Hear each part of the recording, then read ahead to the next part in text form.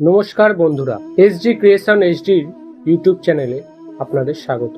আজকের কাহিনী হলো শ্রীকৃষ্ণের হৃদয় আজও জীবিত আছে, কিন্তু কোথায় রয়েছে চলুন জেনে নেওয়া যাক। কুরুক্ষেত্রের যুদ্ধ যেখানে শেষ হয়েছে সেখান থেকেই এই কাহিনীর আরম্ভ। কুরুক্ষেত্রের যুদ্ধে নিজের শতপুত্রকে হারিয়ে শোকাস্তব্ধ হয়েছিলেন রাজমাতা গান্ধারী, এবং তিনি তার মৃত পুত্রদের জন্য সরাসরি দায়ী করেন শ্রীকৃষ্ণকে। শুধু তাই নয়, তিনি অভিশাপ দেন ঠিক এইভাবেই নিজেদের মধ্যে লড়াই করে যাদব বংশ ধ্বংস হবে। এরপর শ্রীকৃষ্ণ বহু বছর তার পরিবারের সাথে সুখে জীবনযাপন করতে থাকে। অবশেষে গান্ধারীর অভিশাপ সত্যি হয়।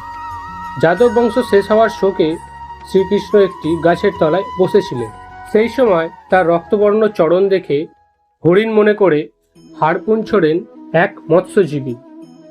এই হারপুন তৈরি হয়েছিল একটি লোহার টুকরো থেকে। পায়ে হারপুন গেঁথে মৃত্যু হয় শ্রীকৃষ্ণের। খবর পেয়ে পাণ্ডবরা যখন দ্বারকায় পৌঁছায় ততক্ষণে সব শেষ।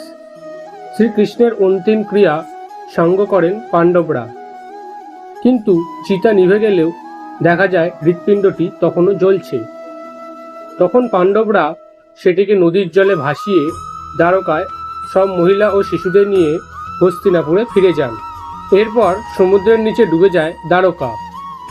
এদিকে ভগবান বিষ্ণুর ভক্ত রাজা ইন্দ্রদ্যুম্ন একদিন রাতে স্বপ্নাদেশ পান যে নীলমাধবের রূপে ঈশ্বর তার কাছে আসতে চান।